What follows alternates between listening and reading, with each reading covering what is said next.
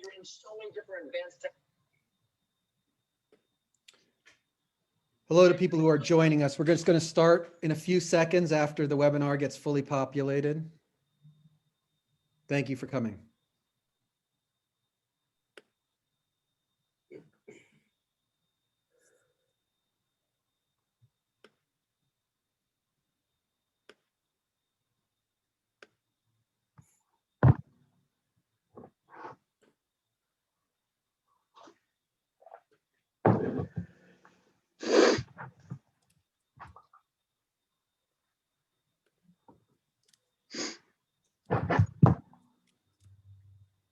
All right, I'm going to kick things off. The Committee on the Revision of the Penal Code is now in session, and I'd like to welcome all of our members and all of our guests in the audience. Thank you. We have another big turnout from the public. Thank you all for joining us. Today's meeting is largely administrative, and our primary piece of business is to set an agenda for the coming year. I just want to say a couple introductory things. First of all, I am very proud of the report that we released last week on our findings and recommendations from our inaugural year. I printed it out for the first time today. It is a hefty document. It has a ton of, I think, not just obviously our recommendations to the legislature, which I hope will be taken up and we'll talk about in a second, but there's a tremendous amount of research, both a compilation of existing research that's out there, but also some original research and data that has never been before presented. I'm very proud and happy of the report. As I think some of you know, the news of the report was picked up by 72 different publications across the country, including the LA Times and Washington Post in 24 states. And I particularly want to thank Rick Owen and Laura Hoffman, who worked through, and Tom Nosowitz, who worked through the holiday and through weekends, putting the final touches together, working with the designer, and it's really, I'm very proud of it. I think we all should be. And now obviously the work is getting enacted. So thank you all to the members and our staff who helped put it together. But I'm very proud of that report, and I hope it will set a precedent for years to come. The other thing that I wanted to say is that I don't know about you all, but we're coming up on a year of lockdown and COVID, and my kids are out of school, and it's been I don't know, for the past couple of days, I think I've been particularly frustrated, overwhelmed. I'm not even sure what the right word for it is, and I don't even know what to do. And then I reflected on our work, and I am very glad that we are persevering and keeping on to move forward despite the pandemic, despite the various political machinations that are going on in California and actually throughout the country. And I hope that we can find energy to double down on this work as work of progress, even if we might not be able to be contributing directly to solving the pandemic problem. That this is an urgently needed problem, and I'm very proud, and it gives me some hope and inspiration to work extra hard on the work of this body, and I thought I'd share that a little bit. All right, moving on to our agenda for today. First, I'd like to give a brief legislative update on where bills stand with regard to the recommendations that we issued last week. Then, and this is again the bulk of our hearing today, is the scheduling priorities for this coming year and how many hearings or meetings we intend to hold. And then a quick administrative update on some administrative issues that we have, and then we'll have public comment. I have a slide deck that I'm going to share. Before I get started, does anybody have any questions? All right, let me see if I can share my screen.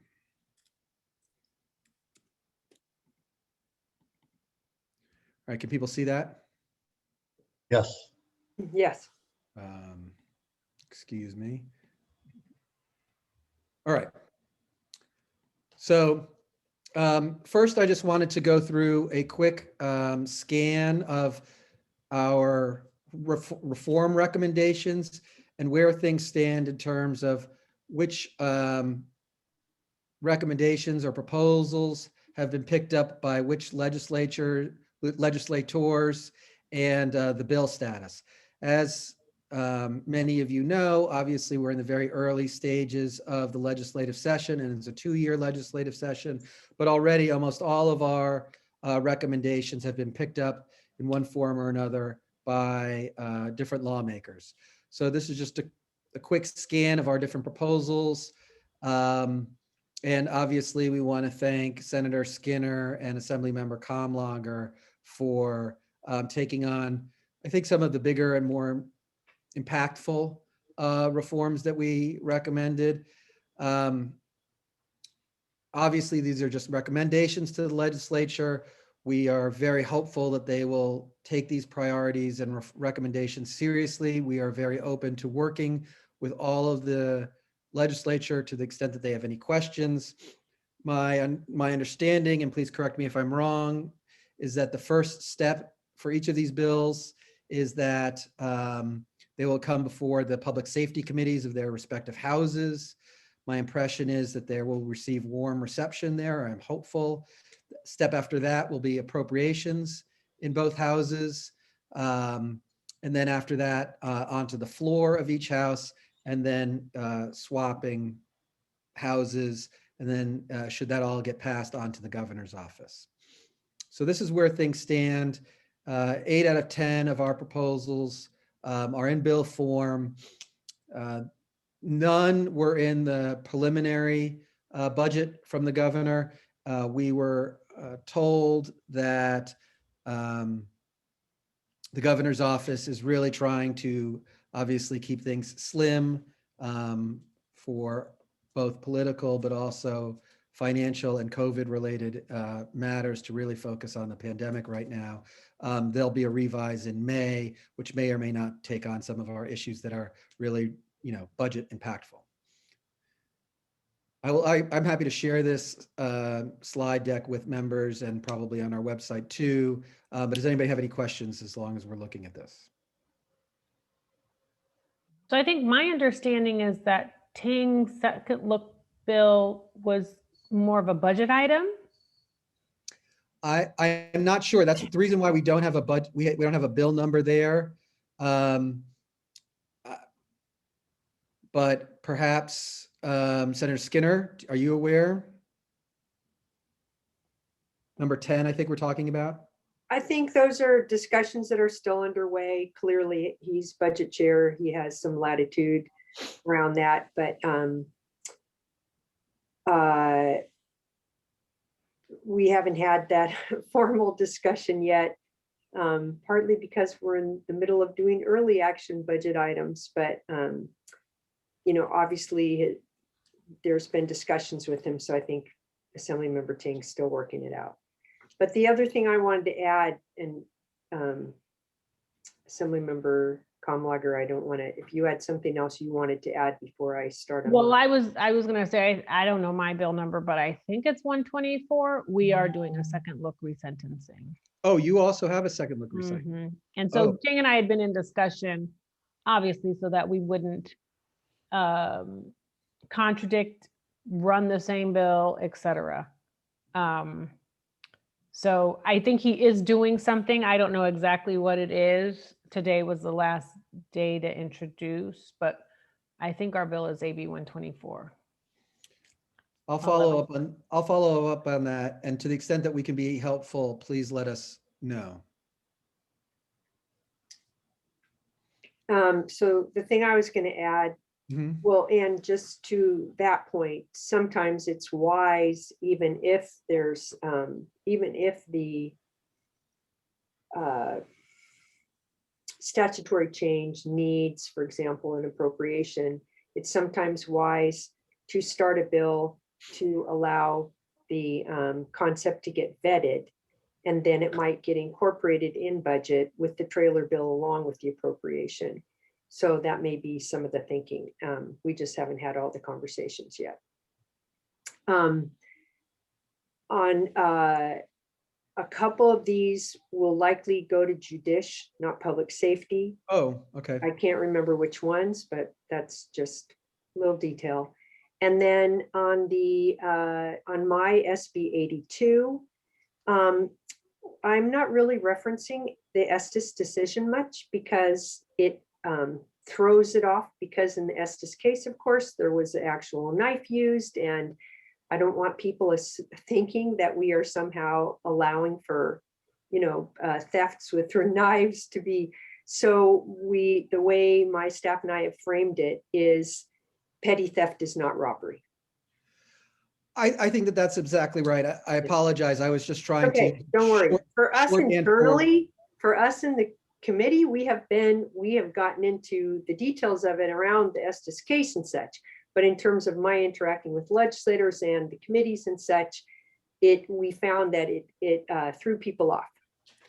I got it. That was for shorthand purposes for this Yeah. particular slide. For people who have specific questions about the recommendation, obviously it's fully fleshed out in our report, which which matches to some degree, to large degree, with the bill, which is the important piece of. Right.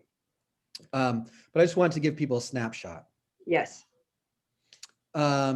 Obviously, we committee members cannot lobby. The committee itself cannot lobby, but myself and committee staff are very available to both you, Senator Skinner, and Assemblymember Comlager, and any other of your colleagues to the extent that we can be helpful in terms of technical assistance, further information regarding an explanation regarding our report. And we're continuously gathering data, which is my special project.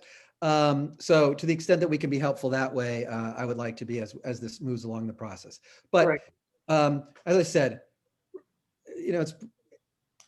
I'm very happy that almost all of the recommendations have been picked up. I know it's a long slog from here, or a long process, I should say. But this is where things stand, and it's encouraging that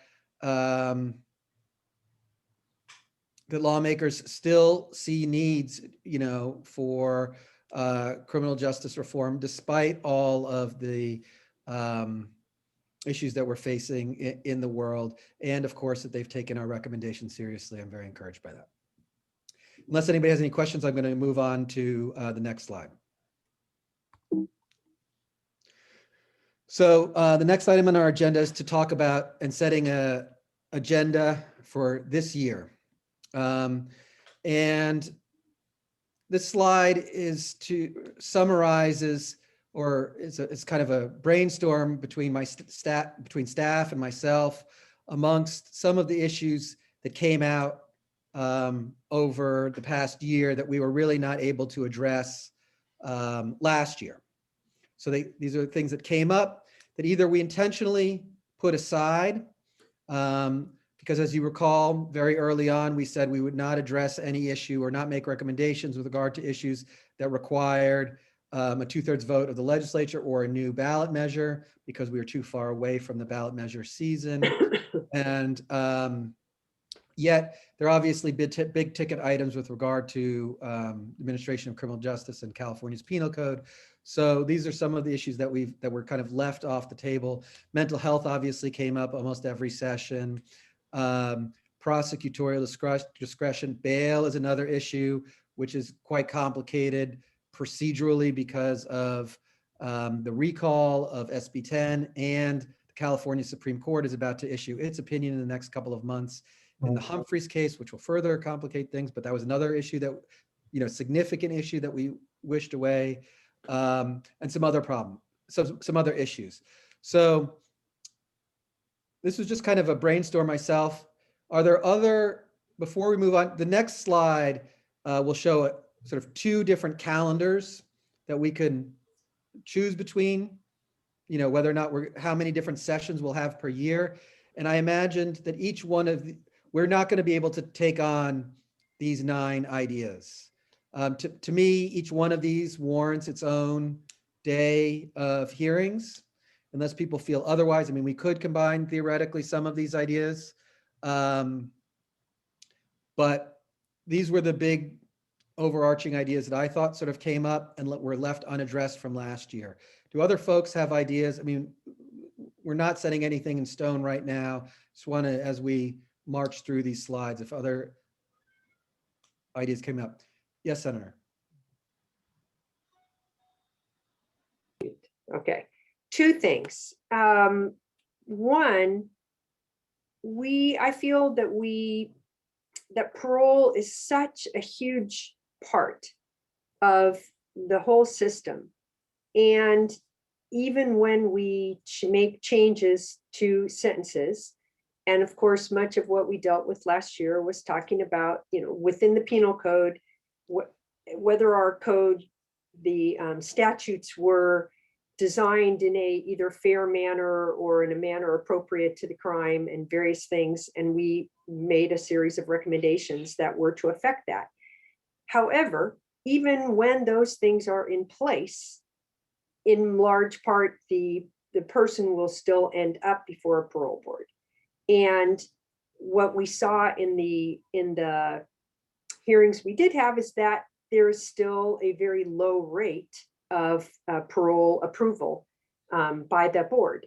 And I don't mean by the board, but just for 40 years, because the board's changed, but for 40 years in California. So, whether that is fine or whether that is a problem with, as we discussed, guidance that the parole board uses, or who knows what, I feel like that's still an area that needs more of our attention. Here. I couldn't agree more. Yeah. Unfortunately, it is one of the few of our recommendations that was not picked up. And obviously the governor, CDCR, and BPH have a lot to say about this. My feeling about it is that we could definitely include continuation of that conversation in what I have as listed as number 3 about determinate and indeterminate sentencing. And as you know, there was a lot of sort of general discussion about that change when we changed from indeterminate to determinate sentencing, yet still we have this system now that 55% roughly of folks in CDCR at least are in some kind of indeterminate scheme. And I think and everybody has a credit system. We also talked about credit. So we have we have a very kind of hodgepodge determinate, indeterminate scheme, of which the parole board and BPH, I think you're right, sits on top of that ice cream sundae, if that's the right metaphor. Well, I think that even independent of determinate and indeterminate, because that process affects every other subject that we have dealt with, that it would merit us to revisit it. And not saying that our recommendation wasn't adequate, I just feel like it requires probably more time of us to engage on some other aspects of that whole parole process. I think it's a great idea. I'm adding it to my side list here. When we get to looking at mapping out the schedule, let's see if and where we can pencil it in. Okay. Just so you have an idea of where I'm thinking about these ideas, is that each of these ideas would consume a full day of our ordinary committee hearing, where there'd be 3 or 4 panels within the death penalty, within sentence enhancements, within determinate and indeterminate sentencing. Okay. That's the way that I envisioned it. You said you had two comments. Yeah, I had one other. Yep. And my one other is on number 4, the criminal justice policy re adults and juveniles. There's been discussion, and this is in support of that having a good amount of time dedicated to this. There's been a lot of discussion within counties, within other states, even in our own state, about what it makes an adult. Who's a juvenile, who's an adult. And interestingly, there's no clarity in the law around what makes an adult, because, for example, the drinking age is 21, the cannabis age is 21, the voting age is 18. The juvenile, now our juvenile Driving system age. goes to 18. Right. So there's and what's the logic? So we now know there's a lot of brain research and other research around full development, that would indicate that 18, 19, 20, and 21-year-olds, have a different, that perhaps their brain development is such that they're not as culpable as, say, a 28-year-old or a 30-year-old. So I think it's worth talking about whether we should be looking at that age group in a different way, why not, and how. So I'm just like that, like us having that discussion. Michael, Yes, Judge. on the list that you have here, I think the death penalty for sure. And I think more than one day. I mean, there may be different elements that we want to explore on death penalty, but that's such a huge topic. I mean, I would think 2 sessions, my initial thought. Second, I agree with Nancy on the, distinction between juveniles and adults. I just learned here that in LA County, the county is doing away with the juvenile, whether they're camps or jails or whatever they are, they're doing away with that. That also implicates the death penalty. I mean, there's US Supreme Court law on that. Mental health, definitely. I mean, that's related to the homelessness issue, which homelessness is kind of a civil thing, injunctions and things. But certainly how we deal with mental health and, down here, Department 95 issues in the mental health court, very, very important. And then something I've always been interested in, but it's probably too much of a hot potato, is prosecutorial discretion, but I term it prosecutorial misconduct. There was a law review article or a study done by the Innocence Project, I think out of Santa Clara University a few years ago, and many years ago. And the focus was on why don't the appellate courts, provide the names of the prosecutors. And I gave a presentation on this at a seminar, and it was just amazing how there are repeat offenders, recidivism among prosecutors. But the courts have always been kind of chary about, naming names and things like that. But I think, that study was really interesting. And, I paid particular attention to here in LA. And when I gave this talk, there were PDs and DAs in the audience, and they said, oh yeah, we know that person. But for some reason, the Court of Appeal doesn't really disclose those identities, but the authors of the study, went to the actual court dockets from the trial and then reviewed the Court of Appeal decisions, and there was a pattern. And, when you're in court every day, whether you're a judge or, one of the litigants, you know who they are. But again, just to focus on prosecutorial misconduct, that might be too hot a potato to deal with. But it is I think it merits at least looking at that study and seeing if that's a continuing problem. My feeling is that there's no such thing as too hot a potato for this committee. I mean, that's part of the purpose of us. Yeah. Is that to be able to be an R&D or a laboratory to discuss some of these issues in a way that maybe is somewhat depoliticized. So I think when we get to the next slide, which shows a calendar, we're going to have to make some hard choices about what's in and what's out. But I think that all those ideas, and I'm writing down here that, so there's parole, prosecutorial misconduct, strong endorsement for the death penalty, mental health, and young adult, for lack of a better term. Do other members have thoughts? Yes, Judge Espinoza. Yeah, I just want to follow up on Carlos's reference to what's going on with juvenile here in LA County. The Office of Diversion and Reentry just submitted its final report on Youth Justice Reimagined. It was a year-long stakeholder engagement process that was managed by the Burns Institute out of Oakland. And it is recommending a phased moving of juvenile responsibility away from probation and into a new Department of Youth Development, beginning with the youth diversion and development work that we're doing at ODR and expanding into a larger arena. And then, of course, the governor's announcement that he's closing DJJ has sort of not complicated, but added layers to the discussion about what is going to happen here in Los Angeles County. And then the third layer to that is DA Gascon's announcement that he will not be prosecuting juveniles for misdemeanors or nonviolent and non-serious felonies. And I can tell you that in the few weeks that that policy has been in effect, they've referred 45 cases to us from the office for diversion. So there's just a lot going on, and I'd be happy to talk to staff about potential witnesses if we're going to do a thing on juvenile justice. All right. Like I said, we're gonna have to make some tough choices in a second, and we don't need to make any commitments today. We can pencil things in because I'm gonna show you the calendar in a second, and like, not everything's gonna be able to be addressed. Assembly Member Comlager, I don't know if you have any other ideas you want to throw on the board. Well, it's kind of full. But of course, I still am always thinking about, first point of contact.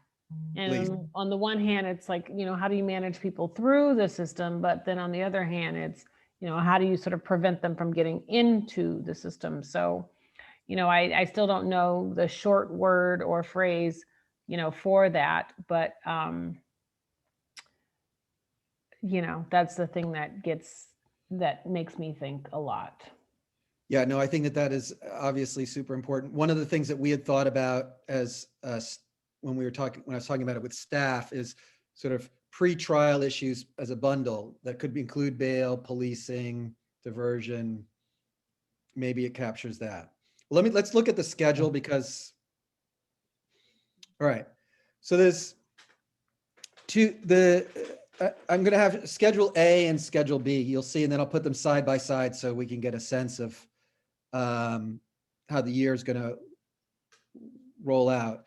So first of all, I took the liberty, and after speaking with some of you, and I think that we've sort of recognized that the death penalty really needed some consideration, and to make sure that we got the committee rolling, our next hearing will at least take one day, or a 2-day session, but one full day of witnesses, Justice Moreno, about the death penalty in March. So that's already on the table.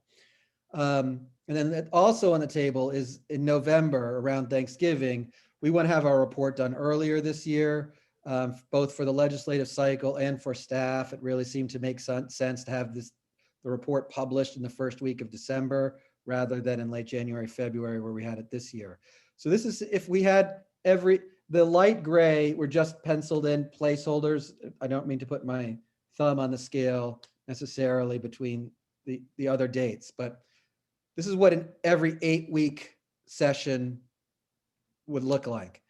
This is what every 6 weeks would look like.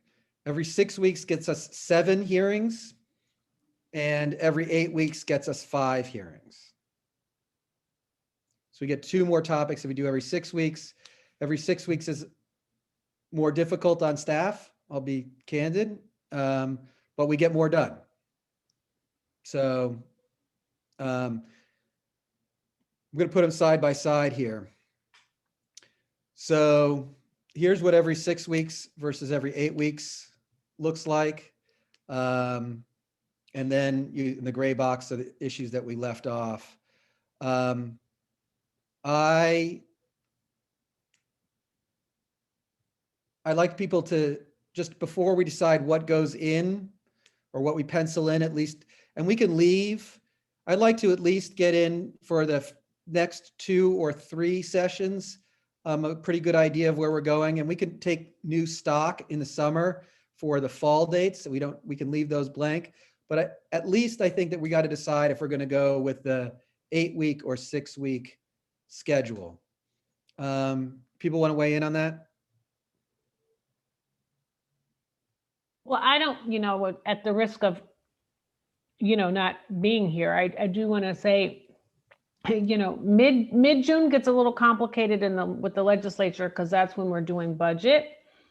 And so it doesn't mean it doesn't have to be in June, but that becomes a very wanky time. And then, July is also generally when there's a recess, so that could complicate something. I mean, who knows with COVID, but I will at the very least say mid-June could be a little strange. May revised comes out, and that's the governor's part 2 of the budget, and it usually comes out like around, May 9th or so. So I'm just sharing because while we still may want to have meetings those months, we may need to be a little sensitive to the timing as it relates to budget. Okay. So does that mean, these dates are really truly penciled in placeholders. I think that we need to decide here as we plan out the year though, are we going to have are we basically going to have 5 topics or 4 topics plus the report? That would be Schedule A, or 6 topics plus the report, which is Schedule B. Some topics can be combined as we discussed a little bit a second ago, but I really think that we need to commit to one of the 2 schedules, and then beyond the death penalty, 1 or 2 subject matters beyond that, with the dates to be determined. But just for staffing purposes and planning purposes, I think that we need to. So Well, I like B, but I was just sharing the Got sensitivities. Senator Skinner, did you raise your hand there? I can live with B, but I would need to have it early May, like early before the 6th or 7th, and after June 15th for June. I don't want to quibble about when exactly the dates would be. Okay. This is Well, just, I'm just saying, I will not be available if it's any other time. well, we're gonna schedule around everybody's schedule. It's just if we're gonna do it, this would how roughly every 6 weeks would lay out, and this is how roughly every 8 weeks would lay out. Okay. As always, I'm aiming to have everybody present for all of our hearings, and we will do that. If it's 5 weeks or 7 weeks or 4 weeks, and then 8, but I think and of course we can suspend things and whatnot, but I think that we need to, as we get launching the year, we have to commit to one another. Seems like people are leaning towards B. Judge Espinoza, that's your vote as well? Justice Moreno, do you have a thought? I can go either way. I mean, I like A, but I can go with B. So you would prefer A, is that what you're saying, or Yeah. you Like for prefer the A? staff and for us, I have so many meetings that I prefer a lighter schedule. For me and for the staff. They will thank you for that. However, it seems like because there's so many interest in the issues that the committee as a whole seems to be leaning towards B. Of course, we can cancel meetings. We can take restock. I don't want to commit ourselves to every single detail today. We don't need to do that if it becomes overwhelming. But I think that we do need to start, looking ahead. So without it being a formal vote, though, it does seem like the majority of the committee prefers Schedule B. Is that correct? Yep. Okay. So if everybody would just be especially nice to and grateful for our committee staff, then let's plan on going with Schedule B every 6 weeks, at least for the time being. We understand that in the summer, it may be crunch time, and maybe instead of having 7 hearings, we'll have 6, and it'll be something in between. Maybe that's the compromise. I would suggest that at least the next 2, so we are scheduled for late March to talk about the death penalty. Because there's so many items or issues that the committee wants to address this year, Justice Moreno, I would like to keep this to one hearing of witnesses. Of course, our deliberations will carry over. Staff, I know, is already working on witnesses to appear for that hearing. And I want to make sure that to loop you into that conversation to make sure that the topics that you're interested in are covered, because we can still cover a lot of ground. Obviously, one of the things that I've been thinking about the death penalty is that so much work and thought has already been gone into it. Mhm. So And I don't want to retread old ground. I want to sort of bring us everybody up to speed, including the state up to speed, but also use some of our access to plow new ground, as it were. So that will be March. Obviously, we heard a ton last year from public comment about enhancements, and I'm talking about the enhancements that we intentionally left off the table. That's 3 strikes, gun enhancements, nickel priors, LWOP. I'm considering an enhancement for purposes. I would think that we should address those enhancements in extreme sentences early on. I would also think that we need a real tutorial, as it were, on the ISL, DSL, determinate and indeterminate sentencing law, how that really affects the system as a whole, including parole and plea bargaining. After that, we talked about, there was strong votes for mental health and then youth versus young adult sentencing. So we could pencil those in for the July and September dates and leave what's currently October as mental health, or just leave it blank and we can come back to it later. So that my current proposal is, and I wonder if people could respond, with understanding the dates would change. So 1, death penalty; 2, enhancements; 3, DSL, ISL; 4, young adult,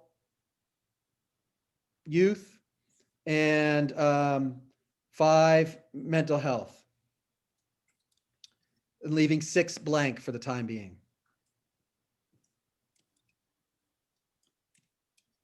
Obviously, all subject to change. The later ones will be easier to change than the earlier ones in the calendar. Anybody have any thoughts, objections?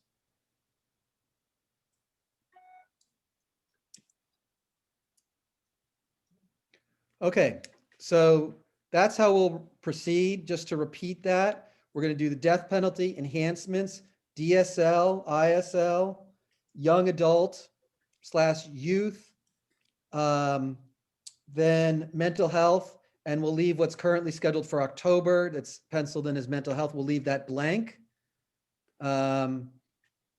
Either because we'll lose a date in there for scheduling purposes, or we'll put in one of the other topics.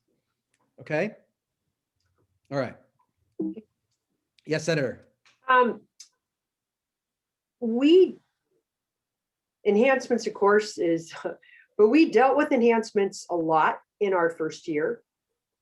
Are we feeling, whereas we did not deal with bail or mental health or DSL, ISL so much, so are we feeling we need a whole session on enhancements this coming year?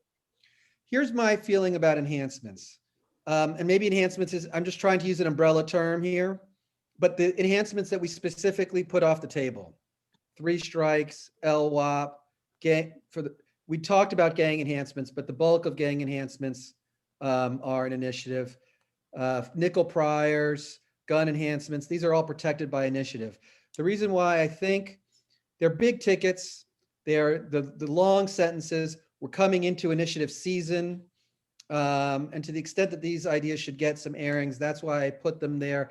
Parole actually could be sort of wrapped into that. They could be extreme sentences rather than enhancements. I don't care what the title of Terminology is. Okay. Yeah, but those are the big ticket extreme sentence that we wished away last year because it required a ballot measure. And there was so much public comment, particularly around LWOP, and I think it deserves some exploration by this panel. What other states are doing? What are potential solutions? And so that's why I put it there. We could bump everything up 1, but I don't know if other people have thoughts.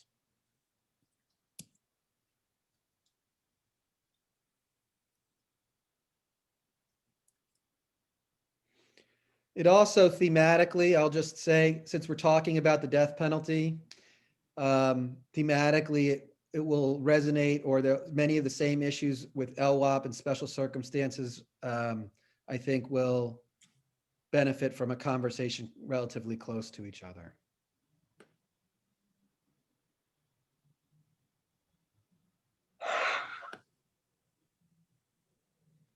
Do other people have comments or thoughts?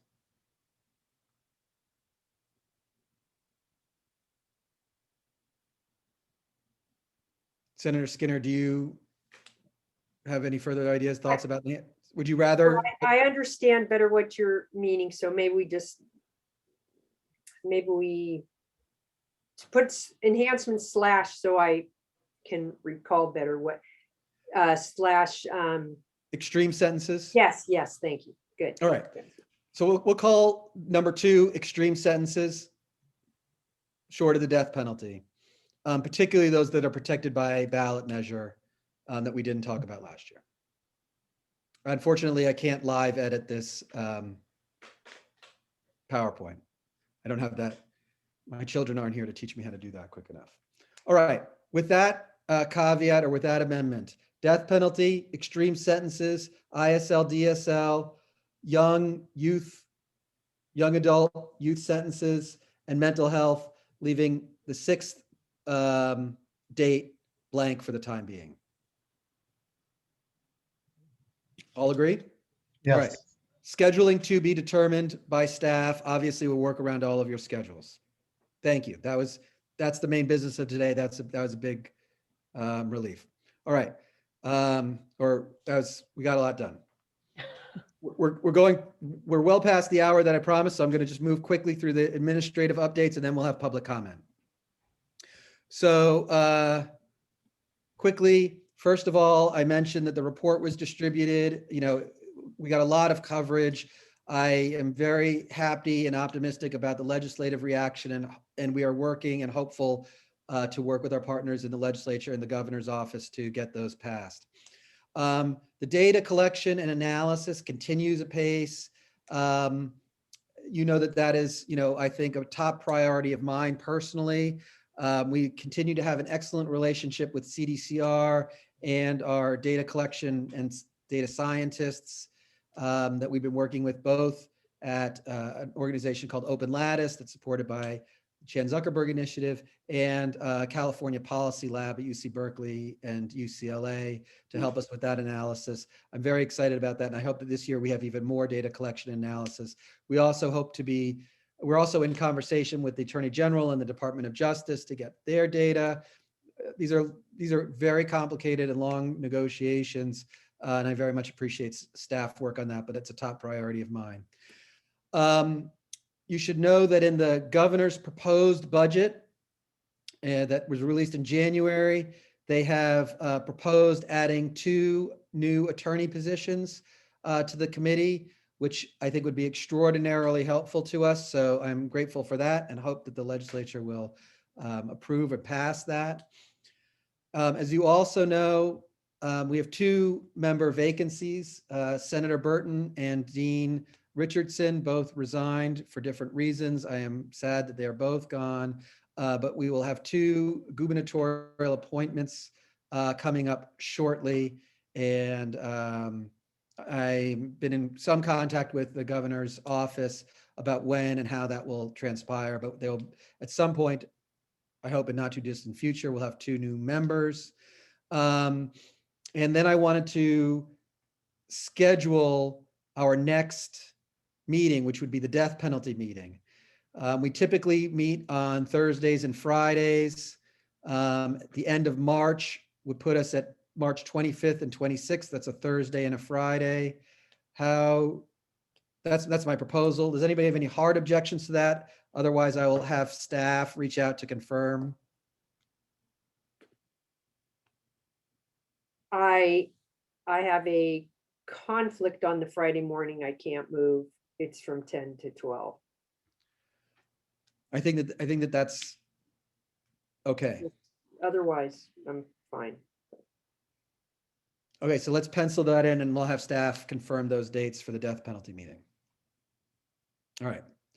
With that said, I think that's the end of my PowerPoints. I'm going to stop sharing And it's time for, unless anybody has any further thoughts, comments, I'm going to open it up for public comment.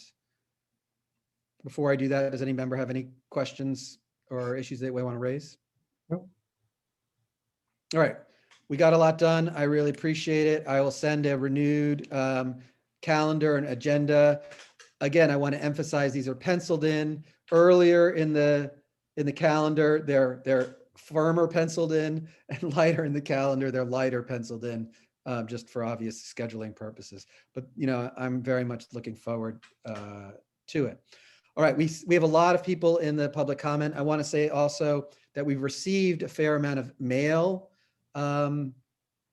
staff, particularly around some of the issues that we've been hearing public about over the past year, that we address LWOP, and also that new members that the governor appoint be system impacted people. These are the bulk of new mail. I think that we are sympathetic to both of those ideas. As those of you in the public just heard, we will address LWOP. I know that there's a large contingent of you who are very interested in us tackling that issue. That will be one of our planned next conversation after the death penalty. And with regard to the filling the 2 vacancies, obviously that's a governor decision and not ours. But we share your, I understand where you're coming from on that. Let me just put that way. Okay, that said, Rick, I'm not sure, I'm going to call on you, Rick, to help manage the queue. For those of you for those of you in the public who would like to make public comment, now is your time. There will be a queue lined up because depending on how many people raise or sign up, how does that work, Rick? Rick, do they raise their hand? Yes, we just need you to use the raise your hand function on Zoom, and that will put you in the queue. And after I see how many people who are in the queue, we will decide if it's going to be 1 or 2 minutes of comment.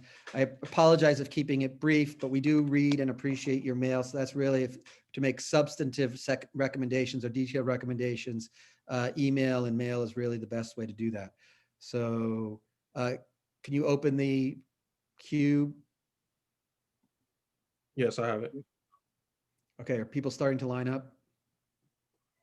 Yes. Ah.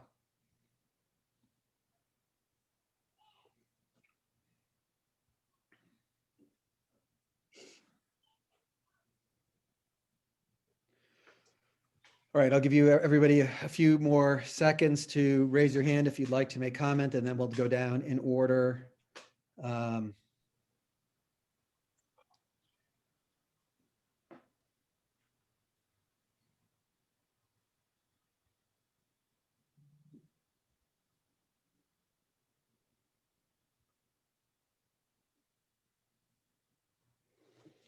All right, I'm going to start taking public comment. It looks like we have 14 people signed up. I'm going to ask you to keep your comments to 2 minutes. I apologize when I cut you off, but it's really in the interest so we can hear from everybody. And like I said, if you have detailed recommendations or comments, please email them. The best email right now is to email Rick Owen, whose email is on the website. Otherwise, we'd like to hear from you. And I'm going to start with Lila or Megan Schwartz. Thank you. My name is Megan Schwartz, and I am a constituent in Senator Skinner's district. And I'm here today just to confirm, I think, a lot of what you've already heard. The California legislature has the ability to roll back LWOP sentencing in multiple ways that would have an important and lasting impact. A big step would be abolishing the use of felony murder sentencing by repealing PC 190.2 subsection B, C, and D. As you know, this disproportionately impacts Black, Brown, and young people, sentencing them to die in prison. We know this requires a 2/3 vote, or that it's imperative we start to talk about this sooner rather than later and end felony murder sentencing in 2021. Thanks very much. Thank you for your comments and your brevity too. Obviously, it's something that we share a concern about. The next person on the queue is, can you pronounce your last name for us, Joseph?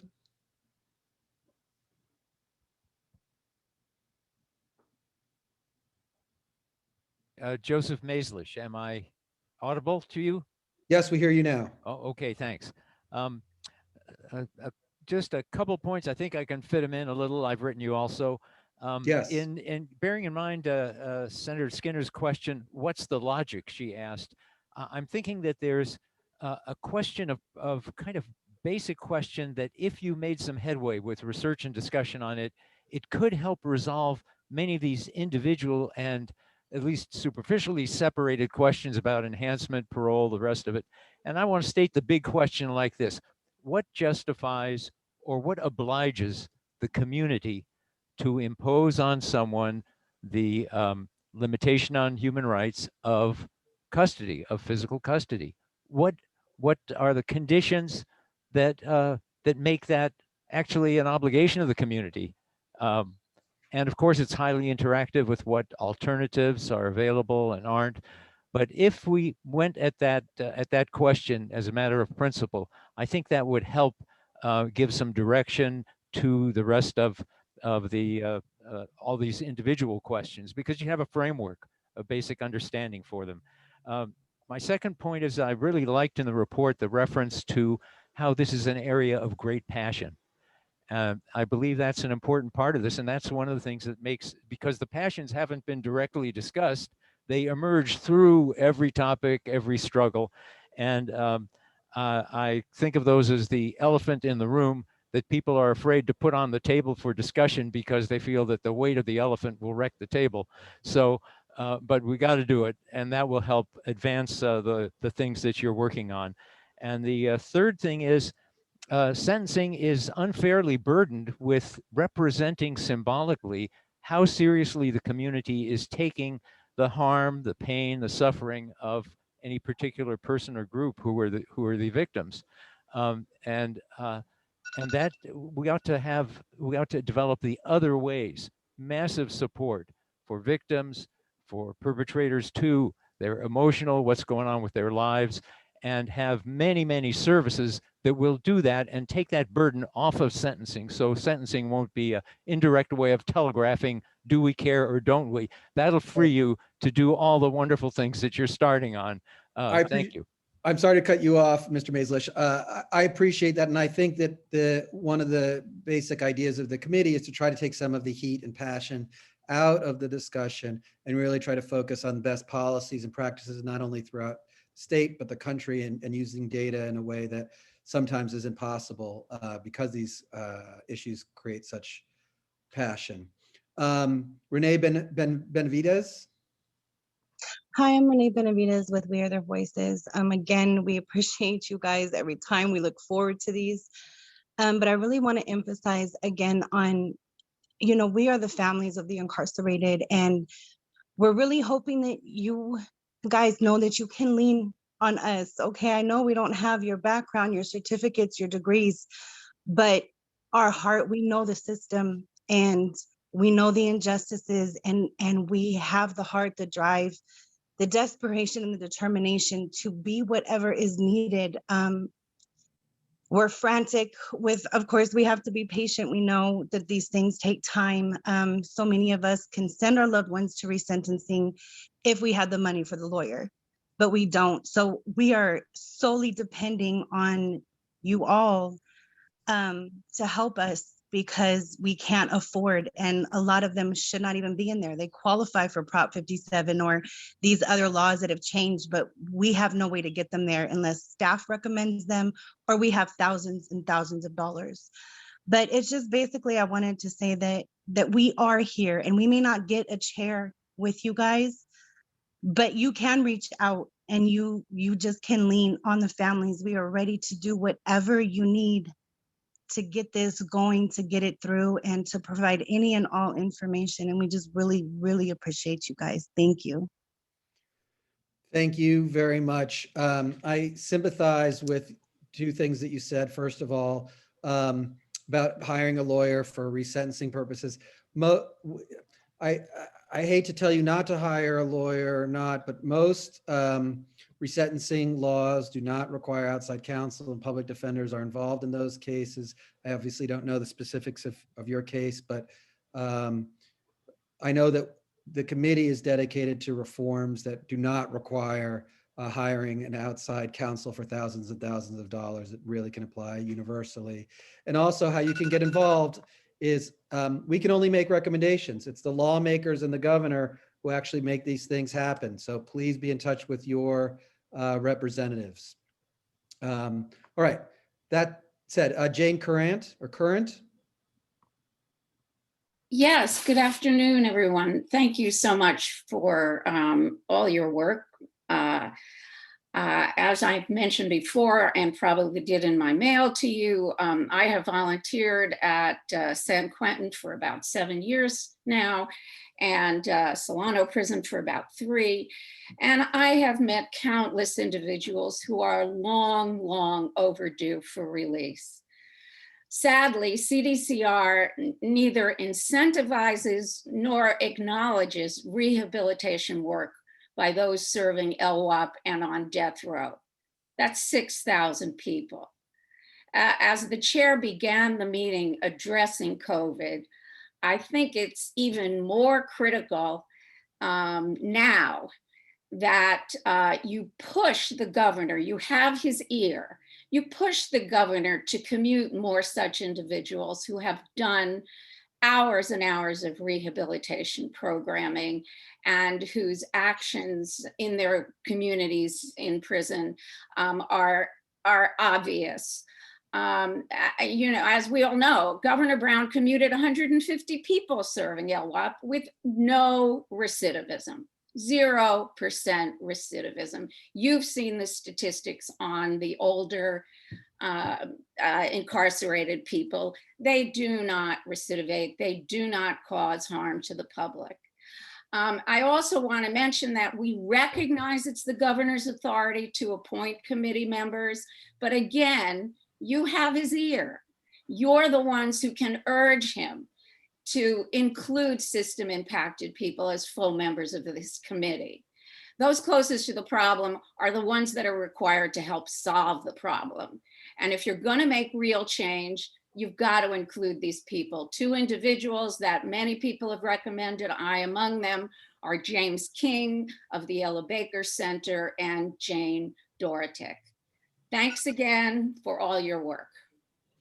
Thank you. That was exactly 2 minutes. So, you know, I'm just going to reiterate, obviously, this is the governor's decision. We take very seriously the voices of people who are system impacted, and we've had testimony, as those of you who've been following us know, at every session with system impacted people, including people who are currently incarcerated, or at least one person who's currently incarcerated.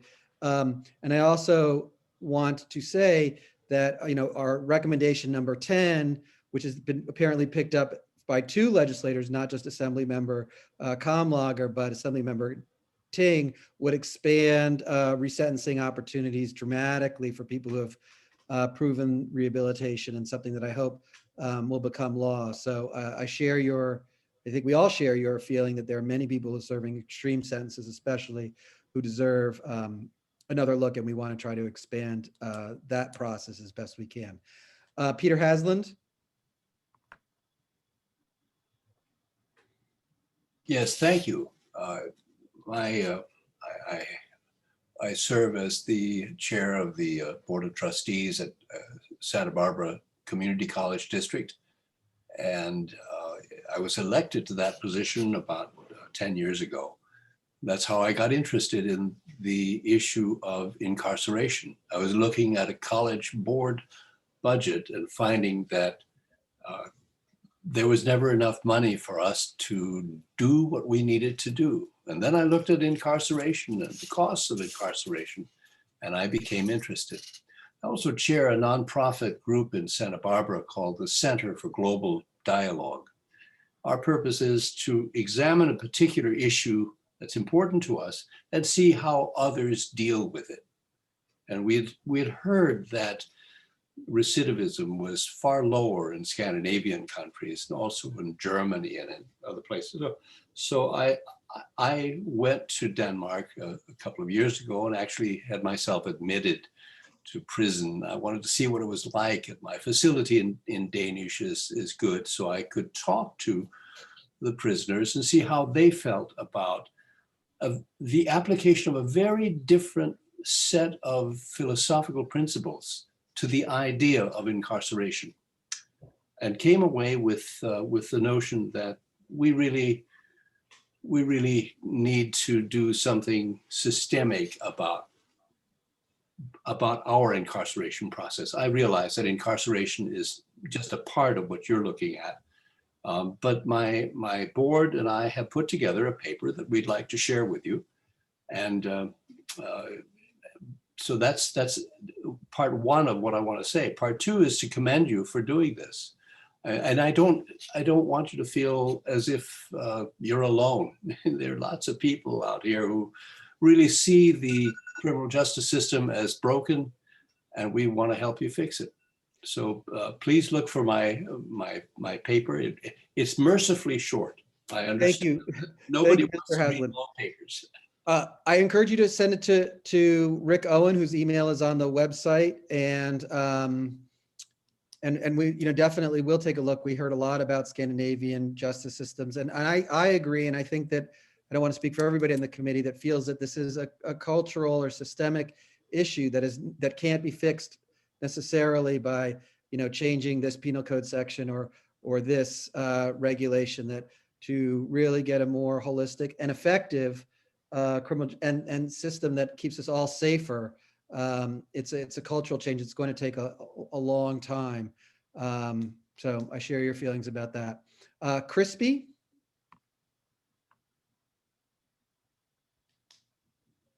Hi, I'm Crispy, and I'm with Initiate Justice, Stop San Quentin Outbreak Coalition, and Surge at Sacred Heart. I appreciate how this committee is focused on undoing some of the many, many harms of mass incarceration.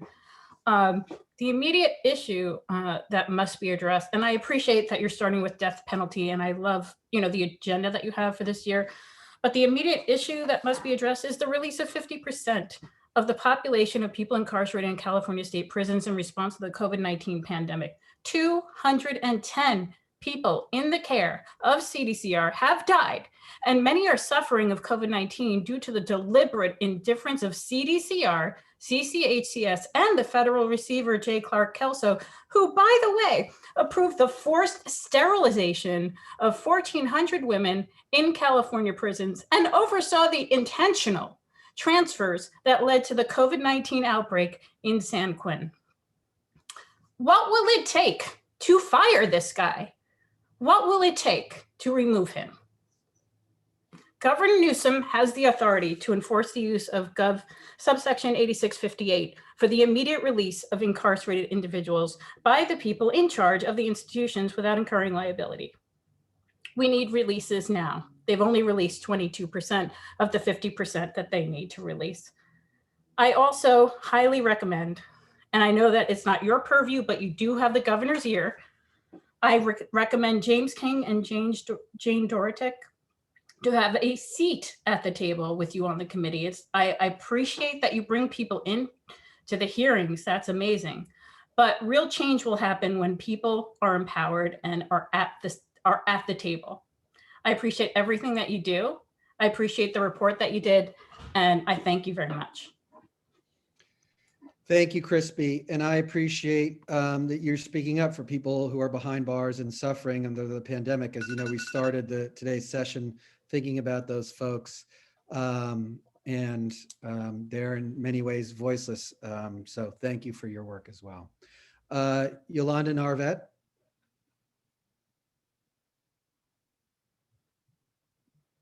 Hi, thank you. My name is Yolanda Navarrete, and Excuse me.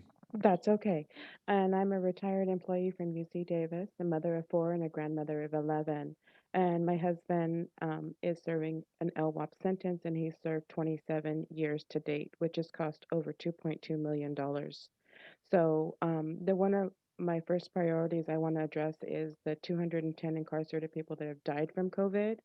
And we urge you to use all the means available to reduce the population in California state prisons by 50%, including using the government code 8658, the penal code 1170D1, resentencing, commutations, especially commutations. So much can be done with the commutations, and early parole hearings. We need to save lives by releases today.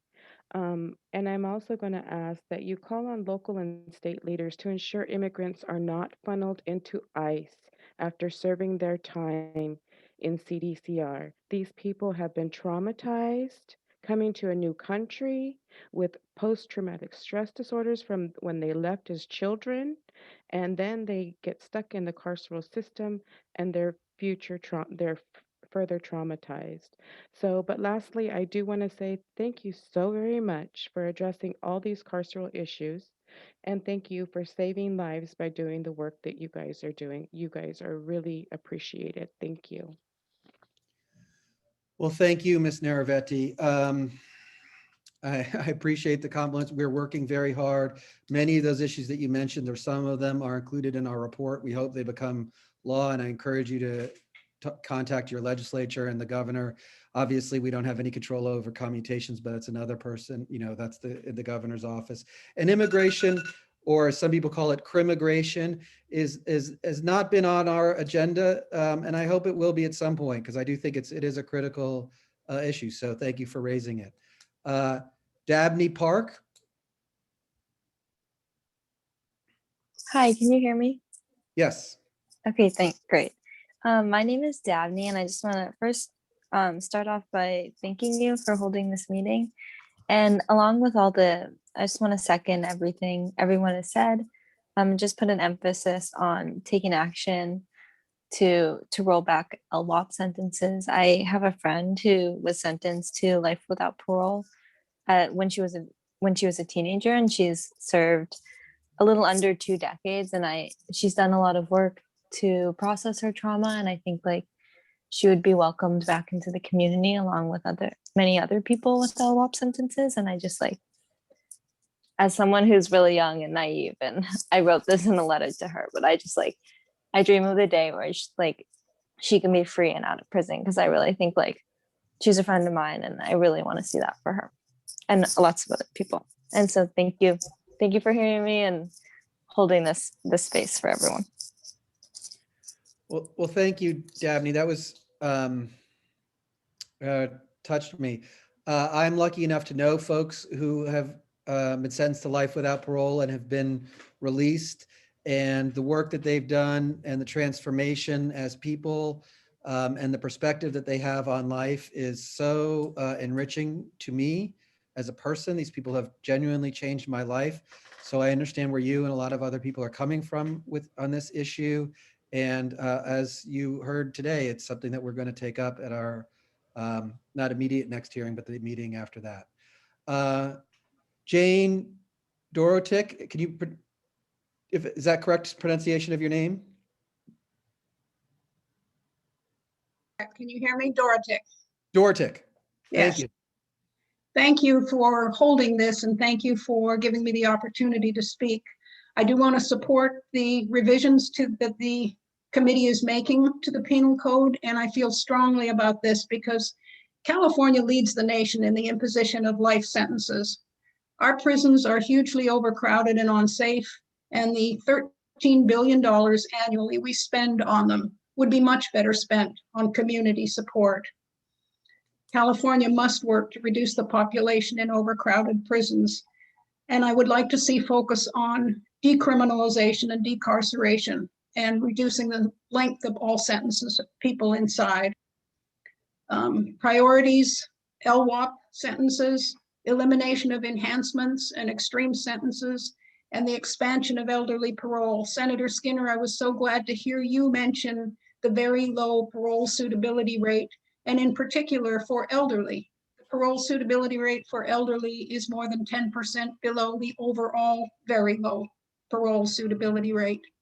I know so many women inside. I'm formerly incarcerated thanks to the amazing work of the Loyola Project for the Innocent. My conviction's been overturned and I'm now an exoneree.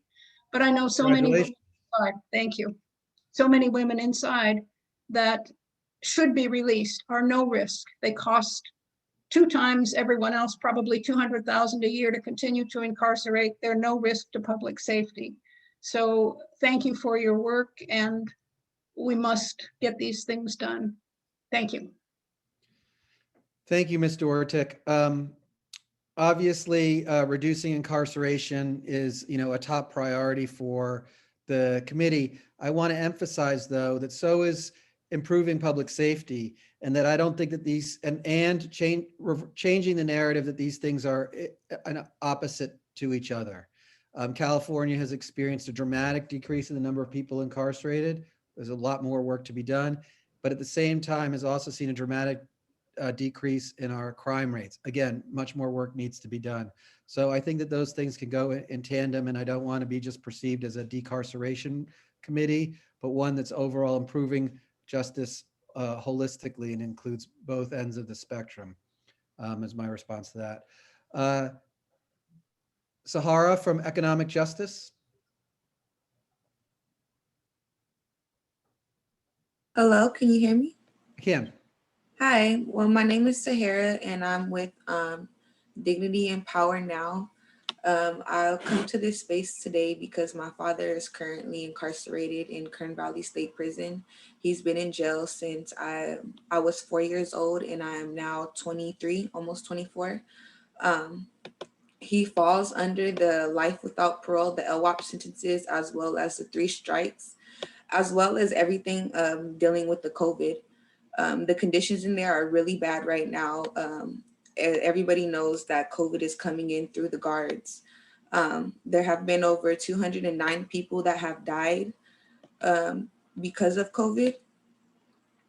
And there needs to be something done with it now.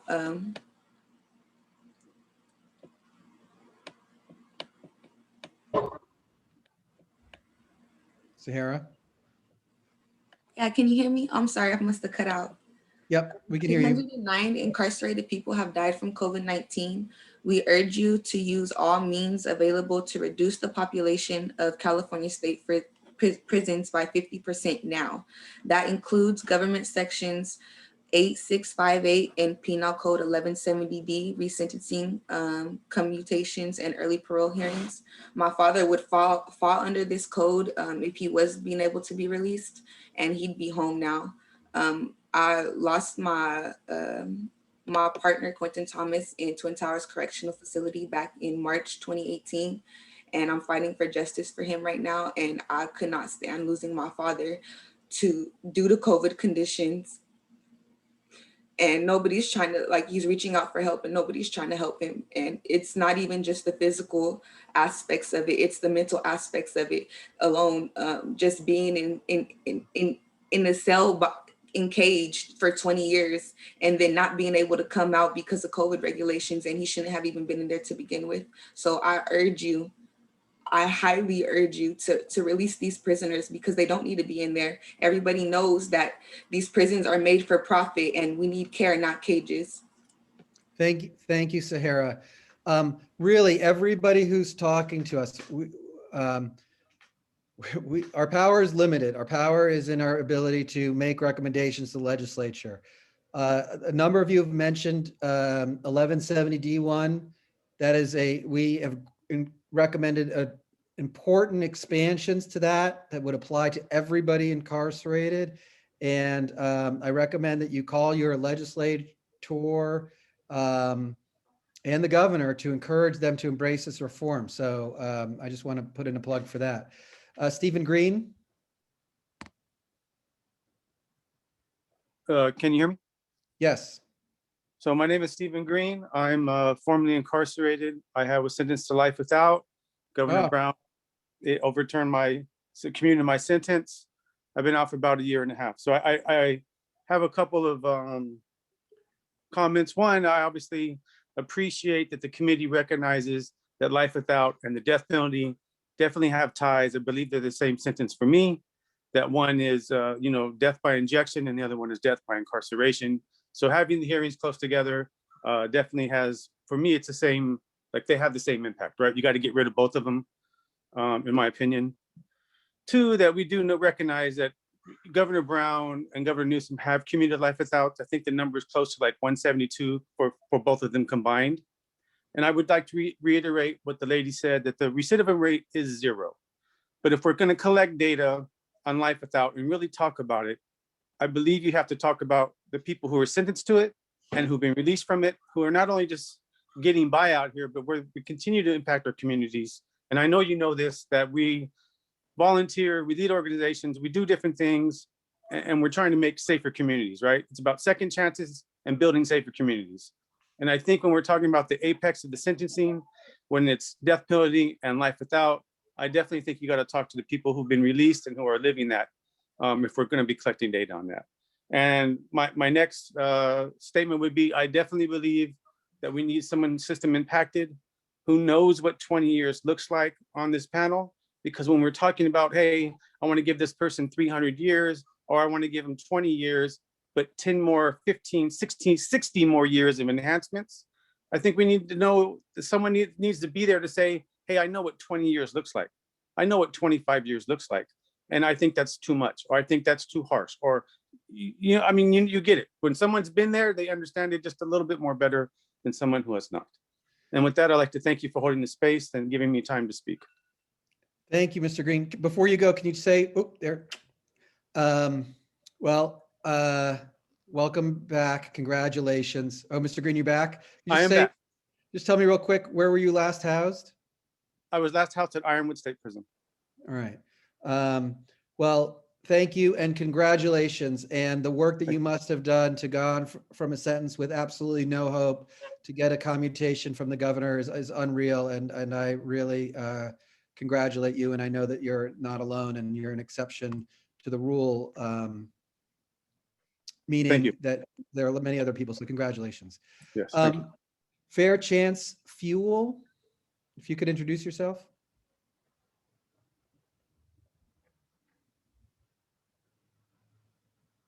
We can't hear you. Sorry, Mike, this is Jerry Silva. Oh, hi, Jerry. Hi. Good afternoon, committee members. My name is Jerry Silva. I represent Fair Chance Project and Families United to End LWOP. We're also members of the Drop LWOP and Curb Coalition. Some great speakers have called in. And a lot of them are part of these majorly powerful coalitions. Just before I get into the point of why I'm on this call, I did email you regarding a proposal submitted by 2 men from Lancaster Prison, 2 LWOPs, regarding parole suitability for LWOPs that can be legislatively achieved.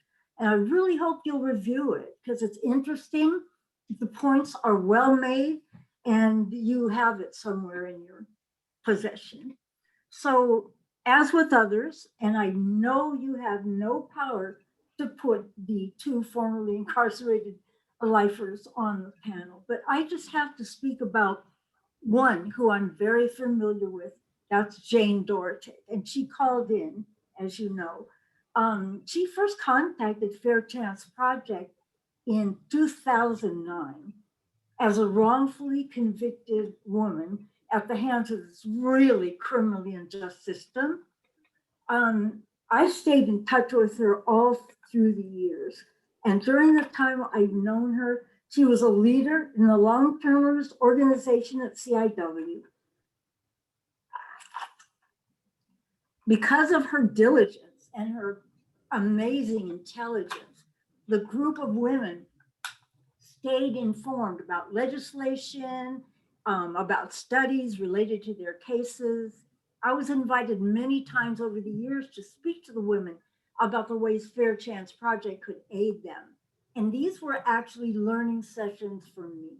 Her Jerry, knowledge. I'm sorry to cut you off, but first of all, I got to say just a couple words about you, because you have been one of the most tireless advocates in the space. We go back a long way, and people in the public, but also committee members, should know that Jerry Silva has been one of the most successful organizers and advocates for reform, especially for extreme sentences. 3 strikes reform would have not happened but for Jerry Silva, who was one of the earliest people fighting for this and the founder and head of Families Against California 3 Strikes. We take your advice very, very seriously. Of course, I have all of your material and is being forwarded over to staff. So it is good to hear your voice, Jerry. Amelia Lopez.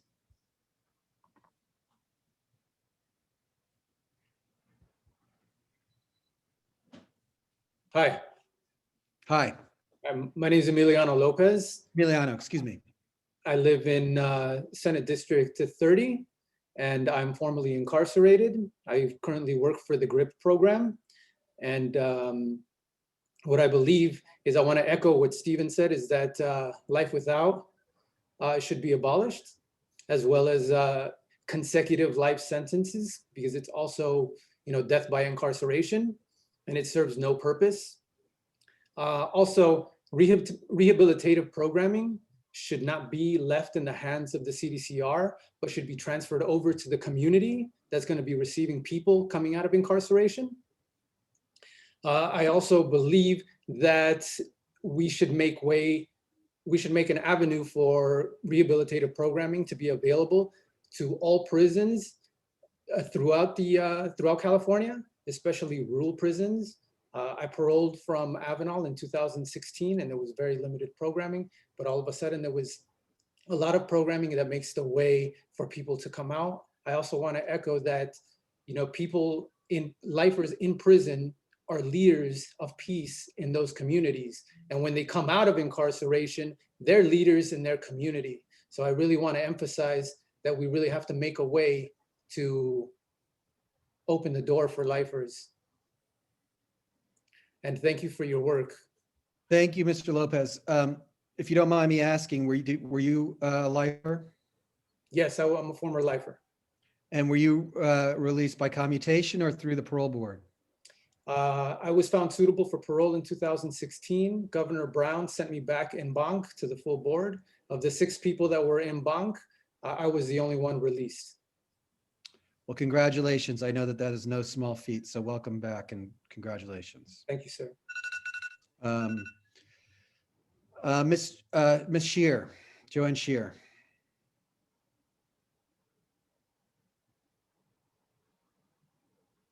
You're on mute, Miss Shear. Sorry, thank you so much. Hi, thank you so much for all the work that you've done and all the work that you did last year, making so many changes. We all so appreciate and support you out here. I just wanted to speak very quickly regarding Stephen Green. Is one of about 150 formerly incarcerated people who were serving life without parole sentences. And I have to address that fact that many of those people, like Stephen, they have, instead of getting out of prison with a hopeless sentence and getting out of prison and walking away clean and not looking back, they're reaching back to make changes for their community. And they're doing that because they know how many people are left behind, how many people, really good people, have been left behind and would be an asset to our communities if released from prison. I just want to mention that they are so appreciated by all of us whose loved ones are still inside serving this sentence. As much of the work of this committee is driven by data, those who are sentenced to death in prison by California's special circumstances law have been hidden from view, and there has been no data available to address this large population of incarcerated individuals. Daniel Troutfield of California Coalition for Women Prisoners and myself have spent the last year issuing public records requests to district attorneys across California in order to collect data on the almost 6,000 individuals serving the death penalty and life without parole. We've partnered with University of California, Irvine and UCLA to disseminate the data we've received from 28 counties so far. We would appreciate the opportunity to bring this data before this committee when life without parole sentencing due to special circumstances is slotted on your agenda. And we greatly appreciate the ability to discuss this form of really hidden and extreme sentencing with the committee. Thank This you very year, much. yeah. Yes. No, thank you. Please, if you've been watching these hearings at all, I think one thing that we can say is that we really are in the business of collecting and analyzing data. Please do indeed send the information you have to Rick Owen, whose email is on the website. He's our staff attorney in charge right now. So that would be most appreciated. We're hoping to get something. We're hoping to get something finished and reported on by March or April. So terrific. As much okay. of the raw data as possible. That's what we're really looking for. So, but thank you very much. Ms. Current, I believe that you've already spoken, and in the interest of time and fairness, unless it's somebody else on that line, I'm going to skip over you to Angie from California for Coalition of Women. Oh, and Ms. Current, if you have more to, or anybody has more to say to us or more detail, please email us. The best email to use is Rick's email, as I said, but you can email me. I'm mmorano@stanford.edu. Angie from California Coalition on for Women. For women. For women prisons. Yeah. It's Hi. popped off of my screen, so sorry. I know it's a little long. Thank you so much for, again, all the work that you're doing. And it is so appreciated by many more people than you could ever possibly imagine, inside and outside. A couple of things that I just wanted to reiterate was, one, the ability to earn credit for those sentenced to LWOP. There are a lot of people. I'm formerly incarcerated, so I personally have been with these women that are self-programming, trying to attend any and everything that they can, even without the ability to earn credits. And it's really sad that CDCR does not allow them to program in that way to earn credits. And also, I was at CIW and they did have a college program there through Chaffey Community College, but unfortunately, people serving life sentences that were not due to be released anytime soon and or LWOP sentences were not able to participate in those programs. And that's an extreme injustice for CDCR to claim the rehabilitative side, but you don't allow them to participate in those particular programs. Another thing I wanted to bring up on the COVID-19 situation is we have a huge amount of the correctional officers not wanting or willing to take the COVID vaccination. They are the only reason that the people inside ever contract the flu, any kind of illness, is because the staff brings it into the institution. We're in our own little bubble. We don't contract those things amongst the population ourselves. Those are things that are brought in from the outside. And if the staff is not willing to be vaccinated, how do they expect the inmate population to feel that this is something safe for them to, engage in and do as well? So I really think that there needs to be some kind of change in that CCPOA needs to incorporate it into their contract, or however they do it. As much as we talk about going back to normal, we really need to go back to a new normal. We can't go back to the way things originally were. So thank you again for all your work. And I do nominate Jane Dortick. I was personally with her, know the absolute great work she does, and James King. Thank you so much. Thank you, Angie. And I just want to add that, of course, the pandemic has eviscerated programming for almost everyone. So it's not it's just a program compounded on itself. So I just want to acknowledge that as well. You're going to have to help me pronounce your name, Mikkel Leba. Yes. Hi. Can you? Is that correct? Great job. Thank you. Good. Thank you. Yes, I wanted to say thank you to Senator Skinnard. I really appreciate her. Every time I see legislation being championed, her name pops up when it comes to any kind of reform that has to do with prisons or anything like that. So I just want to say thank you to her. And all of you too. I don't know, I've never met you before or seen your names, but thank you for whatever you're doing. Wait, I'll shake. So first of all, I just wanted to, the reason that I wanted to speak was because I wanted to first find out the process for becoming a witness in the hearings, but it sounds like maybe there's already, you have to be nominated or something. So I too also wanted to nominate James King. I think I'm familiar with who that is. I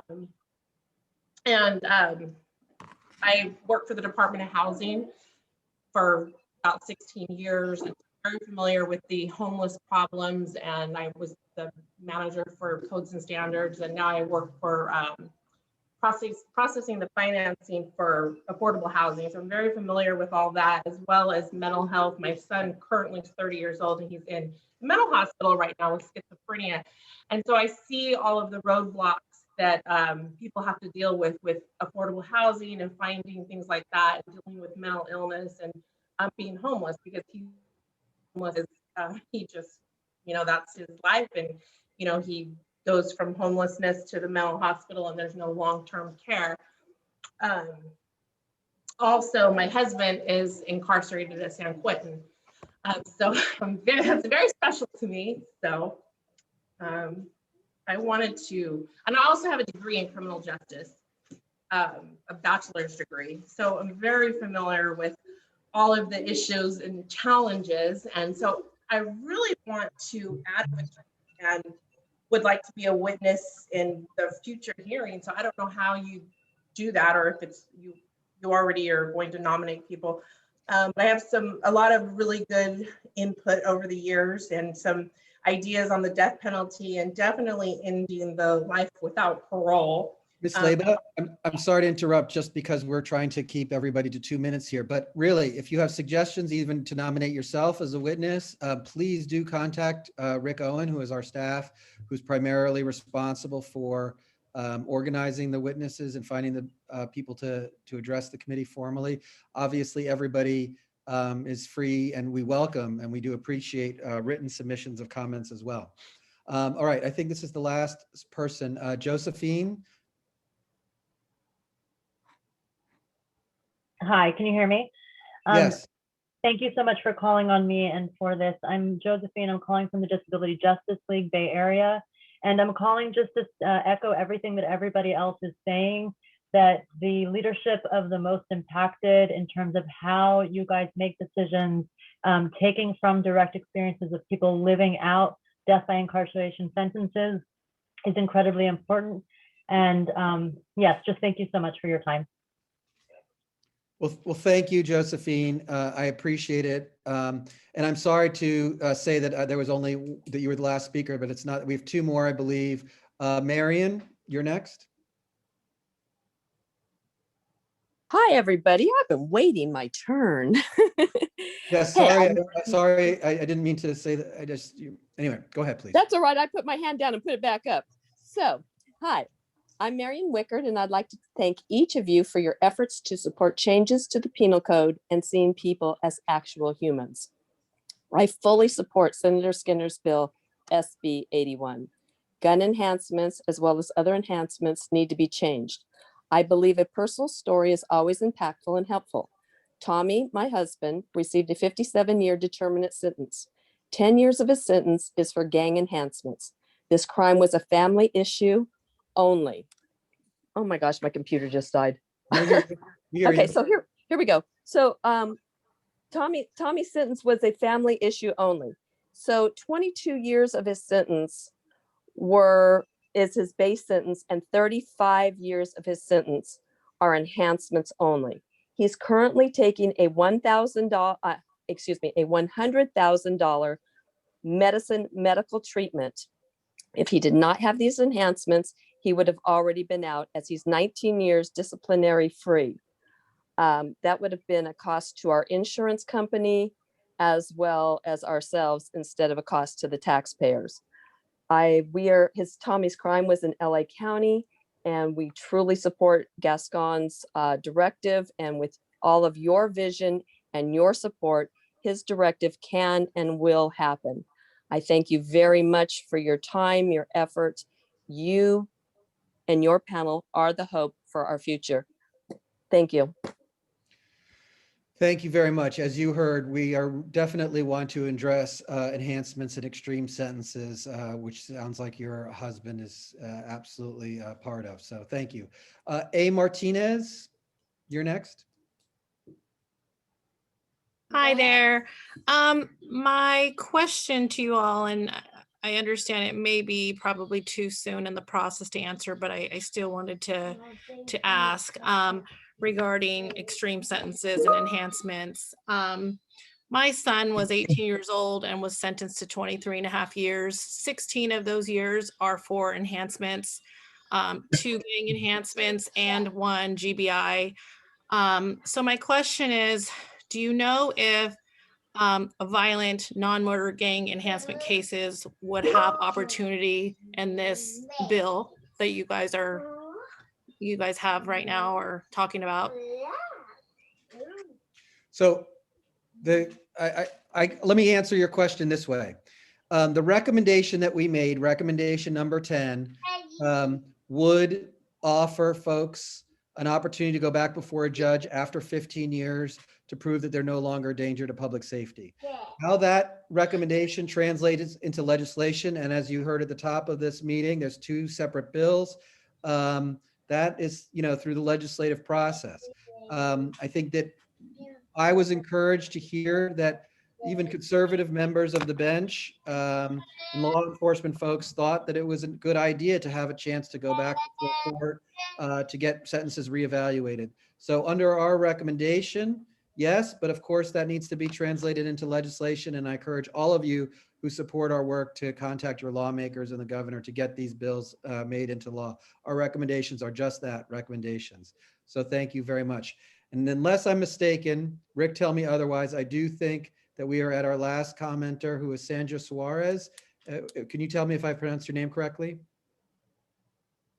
I'm mute. Hi, can you hear me? We can. Hi, so my name's Sandra Suarez, and I wanted to make a statement, and I want to thank you for the penal codes and for all the work that you're doing. My husband is currently serving a 33-year sentence. One is a gang enhancement, gun enhancement, a 5-year prior, and a second strike. So I wanted to say that I'm hoping, because you know how you say that they'll go before a judge to see if they will re-sentence them. But in his case, he's sitting currently at LA County. He's been there going on 3 months. He got COVID at LA County. He went back to resentencing, and I'll try to make it faster. He has 55 certificates. He already did his base term, which was 12 years. The remainder of the time has to do with these enhancements. So I just want to say and emphasize that if you can push for the judges or the judge to help them, because his judge won't help him. My husband has been went from a level 4 to a level 2. This year he'll be a level 1. He got his degree in business, getting his AA in theology, and the judge will not change his sentence, will not drop the 5-year prior, even though the Supreme Court and the Court of Appeals have sent him back 3 times on the 1385, 620, and he's currently sitting there now waiting for penal codes, waiting for someone to help him, and nobody will help him. We're not LWOP, we're not a minor sentence, we're 33 years, so we're stuck in the middle. So please help us, the families, help us. Sorry, I didn't mean to cry. My daughter hasn't seen her father for a year, and it seems that nobody cares from the CDCR, and he qualifies for Prop 57, a nonviolent offender, but the enhancements according to CDCR make him not qualify. But nowhere in Prop 57 it states that a nonviolent offender with enhancements doesn't qualify. Sorry, my daughter's talking.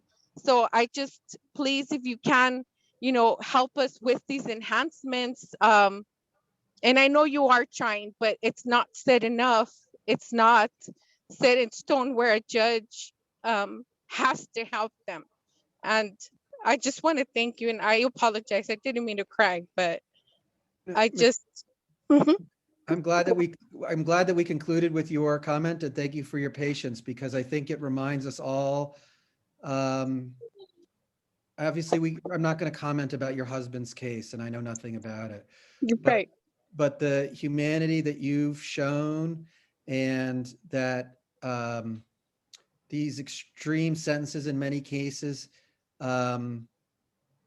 touch so many people, not just the people who've committed the crimes and who are serving the sentences, but their loved ones on the outside. And I know that I talk about data all the time, and that can reduce people to numbers and statistics and whatnot. And I think that we all know, and I need to be reminded each time, that there are real people and real lives at stake. So I'm glad that we were able to conclude with your comment, and thank you for your patience. I also want to say again, we merely make recommendations. We make recommendations to the legislature. Please call your lawmakers, urge them to make these bills their priorities. And then that's not even the final step, as you alluded to. Even if they become law, implementing them appropriately is another huge, huge lift. So we are all trying our best. We all have different parts of the elephant that we're working on, as it were. But thank you for reminding us about the humanity. Thank you all. Thank you to the committee members. Public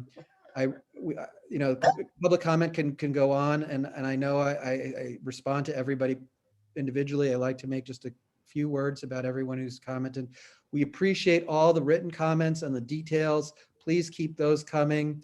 The staff will be in touch to the members, and we'll obviously publish publicly when our next hearing will be, but it looks like it's the 25th and the 26th of March, where we'll discuss the death penalty. Thank you all once again. It's good to see you. Everybody, please stay safe, stay sane, and we'll see you all soon. So have a good evening and good weekend. Bye, everyone.